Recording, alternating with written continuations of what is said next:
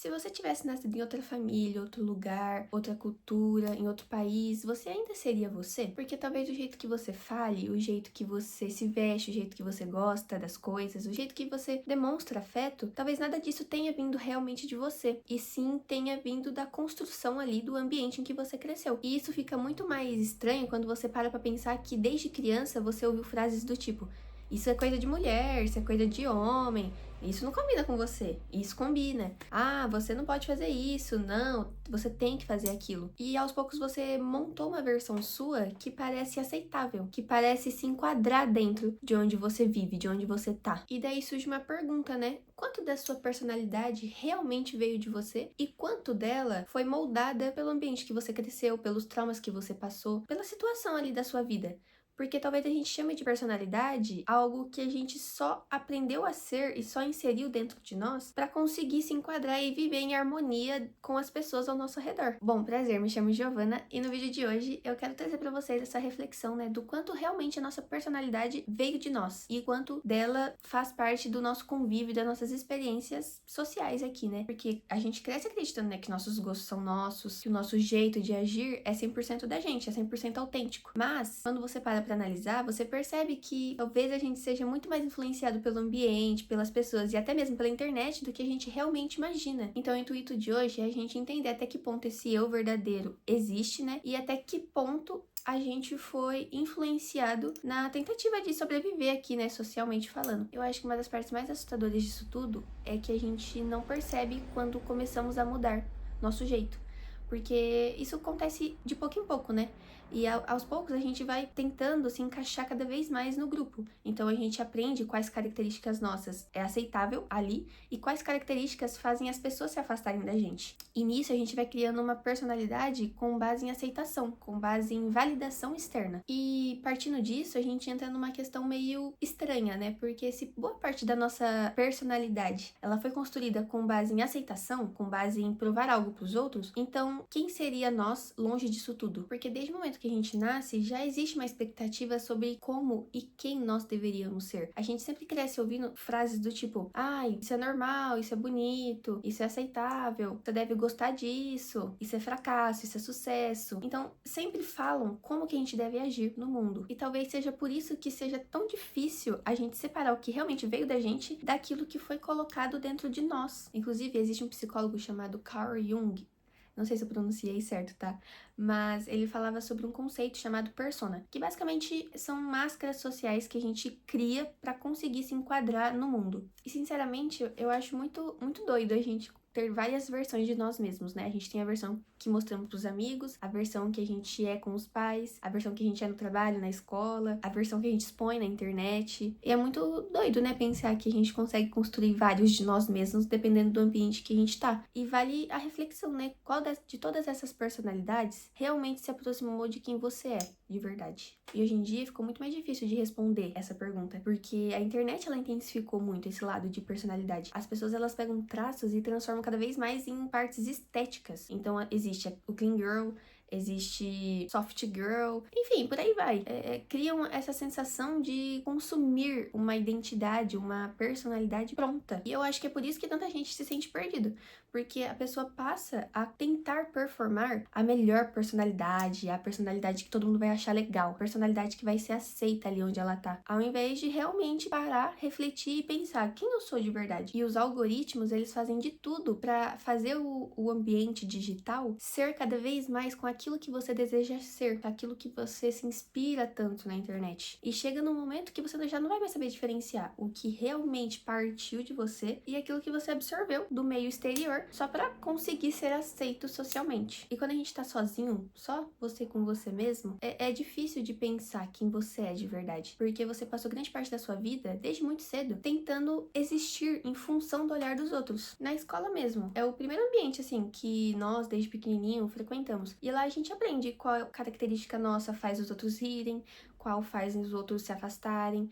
Se a gente demonstrar certos sentimentos, a gente vai receber carinho ou a gente vai receber rejeição. E eu acho que grande parte da nossa personalidade, ela foi moldada em cima desse título de defesa pessoal. Porque, às vezes, o engraçado da sala, ele só aprendeu a usar o humor pra ser notado. Aí, a pessoa que é considerada fria ali na sala, ela só é fria porque ela sabe que quando tentou demonstrar sentimento, ela foi rejeitada. E ela só não quer se sentir assim. Então, ela prefere se fechar de vez. Porque é mais fácil. E talvez a pessoa que seja perfeccionista, ela só é assim porque ela sempre tentou fazer de tudo do jeito mais perfeito possível para conseguir receber validação ou receber carinho, afeto, amor. E quanto mais eu penso nisso, mais eu vejo que personalidade ela tem muito menos a ver com autenticidade e muito mais a ver com adaptação, com sobrevivência emocional da pessoa. Inclusive, o psicanalista Sigmund Freud, ele acreditava que boa parte de quem nós somos na vida adulta é constantemente influenciado por todas as experiências que a gente teve na infância, que a gente nem lembra mais conscientemente, como pequenas situações que aconteceram, pequenas rejeições, medos, necessidade de aprovação, falta de afeto, coisas que aparentemente parecem simples, né? Mas que moldam a nossa visão de nós mesmos e a nossa visão do mundo na vida adulta. E será que realmente existe um eu verdadeiro? Ou a personalidade humana, ela sempre foi a mistura de experiências, emoções e adaptações do ambiente? E eu acho que não existe uma resposta completamente certa para isso, porque ao mesmo tempo que a gente é influenciado por tudo ao nosso redor, existe também uma parte dentro da gente que é individual para cada um, que é a nossa interpretação das coisas. Então, duas pessoas, elas podem viver a mesma situação e sair completamente diferentes dela. E claro que é importante a gente ressaltar que não tem como ignorar a presença da sociedade na construção da nossa identidade. Tem um sociólogo que chama Pierre Bourdieu, que ele costumava falar de um conceito chamado hábitos, que basicamente consiste na ideia de que o ambiente ele influencia silenciosamente nossos comportamentos, nossos jeitos de agir, nossos gostos, nossa visão de mundo. Então, boa parte das pessoas passam a vida inteira tentando alcançar aquilo que ela acha que é certo porque ela vê ali ao redor dela. E às vezes, de fato, nem que seja o que ela quer, mas ela vê tanto que ela acaba colocando pra si, tipo, não, esse é meu sonho, essa é minha meta, esse é meu objetivo agora. E eu acho que uma das maiores provas disso é que não existe ninguém que consiga viver completamente longe da validação. Mesmo quando diz que não se importa, porque no fundo o ser humano ele sempre teve essa necessidade de pertencimento. A gente quer ser visto, a gente quer ser entendido, a gente quer sentir que faz parte de algo maior. E talvez não exista nada mais humano do que isso. O problema mesmo é quando a gente começa a se distanciar de nós mesmos. A gente começa a se aproximar mais de uma versão que é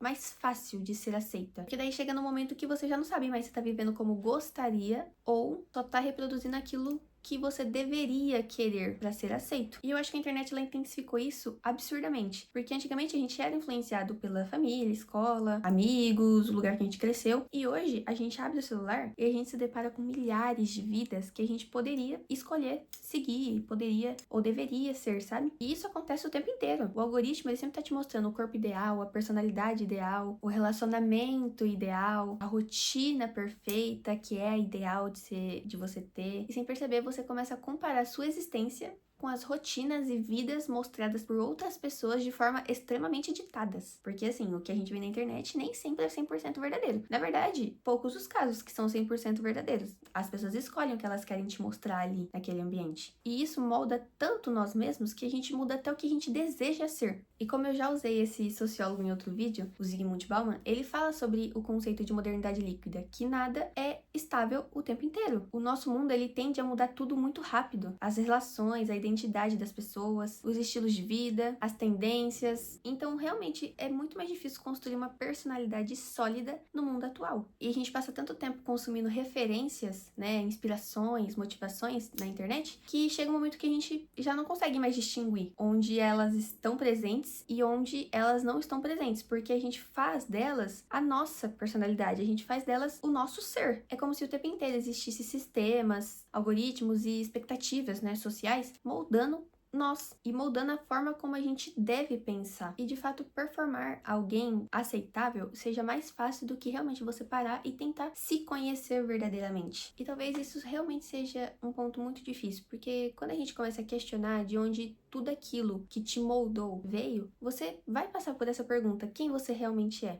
E eu acho que muitas pessoas fogem disso, porque é uma situação muito difícil de você conseguir olhar pra dentro de si mesmo, porque boa parte de você foi construída em cima de aprovação, de validação. Então você vai ter que lidar com traumas, vai ter que lidar com rejeições suas do passado, e você vai desbloquear tanta coisa que talvez vai te gerar um bloqueio de querer saber quem você realmente é, porque é muita dor armazenada, é muita dor que existe que você deixou ela calada, você não quis resolver, você só criou uma personalidade pra mascarar todo esse sofrimento. E existe um filósofo chamado Sartre que ele falava que estamos condenados à liberdade. E eu acho essa frase absurda dentro do tópico que a gente tá conversando, porque significa que mesmo a gente cercado de tantas influências, a gente ainda tem a possibilidade e a capacidade de escolher quem a gente vai continuar sendo. E eu acho que amadurecer é isso, da gente perceber quais das nossas versões precisam ser desmontadas e começar cada vez mais a inserir traços e moldar a versão que a gente realmente sente que vai trazer mais de nós mesmos verdadeiramente. E no fim, ninguém é completamente original. Todo mundo veio de um acúmulo de coisas e situações e momentos a pessoa viveu. E eu acho que descobrir verdadeiramente quem você é não tem a ver com achar o eu verdadeiro que tá escondido dentro de algum lugar, mas sim passar a questionar tudo aquilo que você acredita que faz sentido pra você e ver realmente se faz sentido. Você precisa se olhar no espelho e falar: eu estou contente com o que eu estou vendo.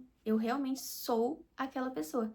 Então, pensem nisso, gente. Criem essa reflexão sobre vocês mesmos. É muito importante a gente, no mundo atual, conseguir construir a nossa personalidade com base no que a gente realmente sente e não só por validação ou aceitação externa. Até porque a gente vai passar boa parte da vida infeliz se essa for a linhagem de pensamento. E é isso, gente. Beijo!